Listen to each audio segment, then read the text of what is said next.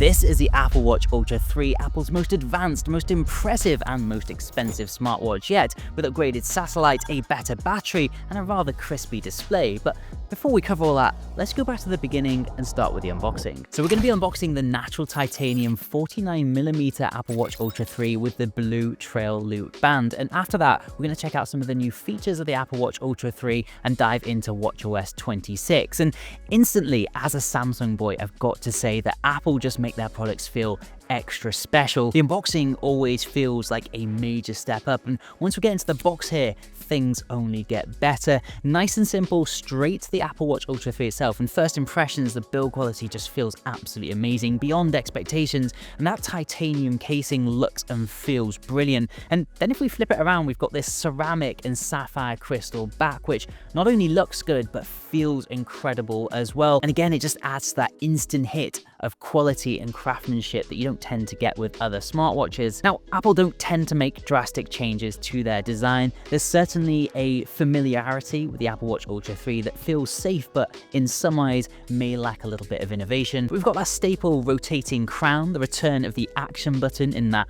lovely orange that mimics the new iPhone 17 color, which kind of looks like a lifeboat. And then we have this additional button just here, and I really do think the 3 buttons is the magic number here. That is the perfect amount for me. Also inside the box, we've got this lovely USB-C charging puck with a really lovely braided cable. Feels really good quality again, but no charging brick included, which is an all too familiar sight these days, especially with the larger companies. Great quality again though. Now in a separate box, we've got the blue trail loop band, and I'm just not quite sure how I feel about Apple's watch strap system. It's certainly easy enough, but in comparison to the Galaxy Watch Ultra, for example, it's definitely a little bit more fiddly. The strap itself feels brilliant, really good quality again, and I can just tell it's going to be a comfy one. I do wonder though, if this sort of fabric, if you're wearing it all the time, is it going to get a little bit smelly if you're taking it out for a run all the time? Now, setup is generally nice and easy with the Apple Watch, and this year is no exception. Of course, if you don't own an iPhone, you're not going to get very far. The Apple Watch Ultra 3 will only work with iPhone. Yes, there's lots of nerdy ways out there that you can get around this, but I just really wouldn't recommend it. It's going to void your warranty, and you're not going to get the absolute best experience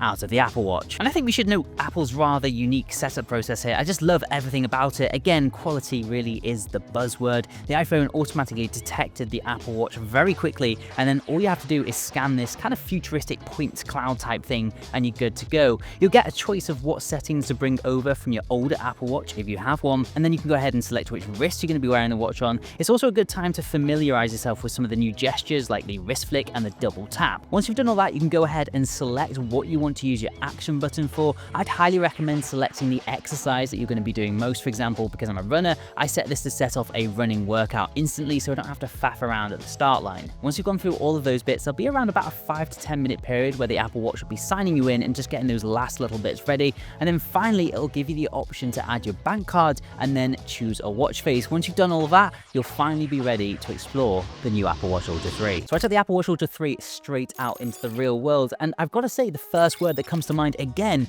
is quality, but you've really got to pay for it. If you're in the USA, you're going to be paying around $899 for this, or £750 if you're in the UK, making the Apple Watch Ultra 3 one of the most expensive smartwatches on the market today. But it's no good if it just looks and feels good. It needs to perform, and if I'm honest, the battery life doesn't necessarily reflect the premium price tag in my opinion. Apple is stating up to 42 hours with general use and 72 hours in low power mode, which comes with sacrifices to things like CPU speed, GPS, and less frequent heart rate monitoring. Compared to the cheaper Galaxy Watch Ultra, Samsung actually win by a fair bit here, but there's actually still a reason to side with Apple. The Apple Watch Ultra 3 can actually charge from 0 to 80% in just 45 minutes, which will give you up to 12 hours of battery life with just a 15-minute charge using 20-watt charger. Compared to Samsung's 1 hour and 45 minutes for a full charge, this is absolutely game-changing and almost makes the slightly less battery life of the Apple Watch Ultra 3 seem like a fair trade-off. Compared to the Apple Watch Ultra 2 though, there is a noteworthy improvement on battery life.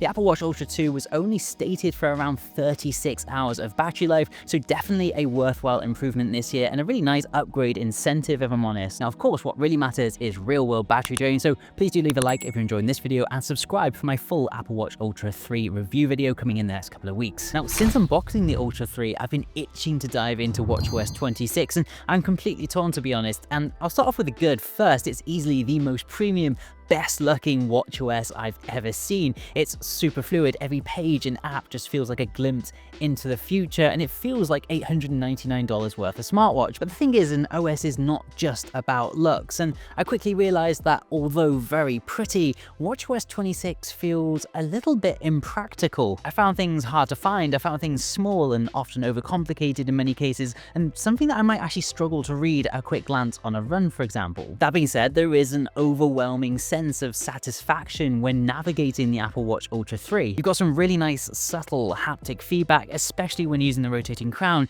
You've got hints of Apple's new liquid glass, and the app's drawer just feels timeless. Paired with the rotating crown and the new gestures, the Apple Watch Ultra 3 offers a lot of options for navigating the smartwatch. And this is all helped by the huge 49 by 44mm display this year. It's the same 3000 nit display we've seen in the past, which is the absolute minimum that I'd expect from a high-end smartwatch these days. But what Apple have done this year is shrink the bezels for a far more modern look, but also it's giving you back some screen real estate here as well, making it slightly larger versus the Apple Watch Ultra 2. They've also made the Ultra 3 a little bit more viewable from wider angles as well, making it easier to read at a quick glance. And spec sheets aside, I have to say the Apple Watch Ultra 3's display feels rather lovely this year. It's really punchy, we've got some really nice deep blacks on there, but I have noticed that the display is a little bit more reflective than other smartwatches out there, which weirdly gives it a more premium look, but of course makes it much less practical outside. And speaking of practicality, let's talk about connectivity and the Apple Watch Ultra 3's other new features. I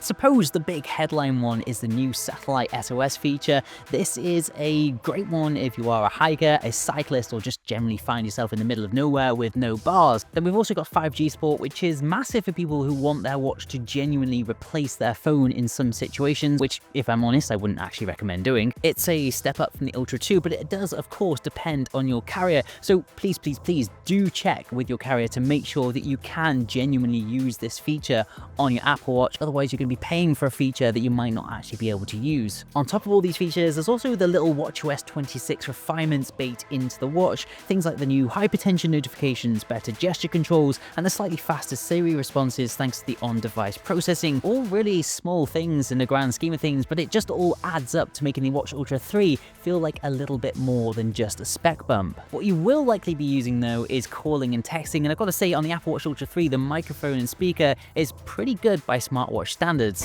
As you can tell, the sound quality is not too bad. It's kind of what you would expect from a smartwatch. Obviously not studio grade quality, but the background noise suppression is pretty decent, and it'll definitely get you out of a tight spot if you haven't got your phone to hand. Text notifications pop up instantly, and replying has got even easier now with Siri these days, though I'll admit typing on that tiny little screen is a little bit of a chore, but for staying connected on the go, the Apple Watch Ultra 3 really does impress. Now, of course, no Apple Watch review or unboxing would be complete without talking about the fitness tracking features, as that is one of the main reasons you might buy a smartwatch. You've got all of the usual suspects and more. You've got your heart rate, blood oxygen, ECG, and now with watchOS 26, you've got those new hypertension notification system that we just touched on earlier, which could be a genuine lifesaver if it works as well as Apple claims. What it does, it basically keeps an eye on your blood pressure trends and then gives you a nudge if something looks a little bit off. And I think it's a really clever addition, and it's something that does set the Apple Watch Ultra 3 apart from some of its competitors. Running with the Watch Ultra 3 feels pretty solid in early testing.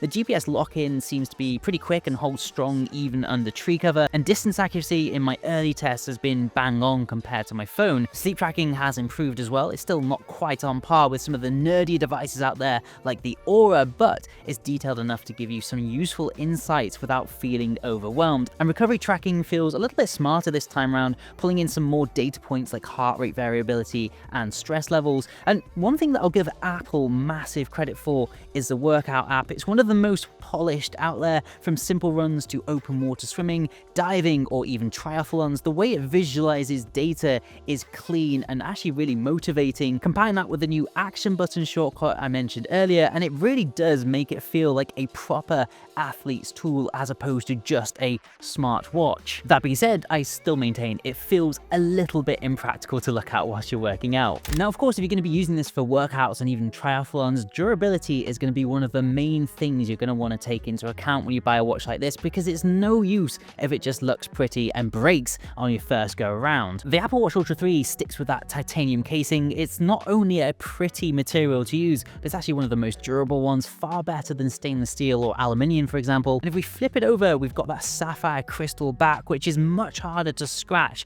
than the glass you'll find on cheaper models, and honestly, after a week of runs, gym sessions, and the odd bump against the door frame, mine's still looking brand new, but again, we'll see how it looks in a couple of months. For water resistance, you're looking at around 100 meters certified, and it even doubles as a proper dive computer with EN 13319 certification, which is the international standard for diving gear. So whether you're swimming laps, open water swimming, or just diving down with tanks, this thing can handle it. By comparison, Samsung's Galaxy Watch Ultra is still super tough, but Apple's dive credentials here really do set the Apple Watch Ultra 3 apart. And it's not just water. Apple rate this thing for extreme temperatures, dust, drops, all backed by military standard 810H certification, which is the same military standard you see on rugged phones and outdoor gear. In short, although it does look very pretty, it's still built to be thrown around. In a word, my thoughts on the new Apple Watch Ultra 3 after some initial testing is excited. I think it's a fantastically well-built watch, and it's certainly a premium standout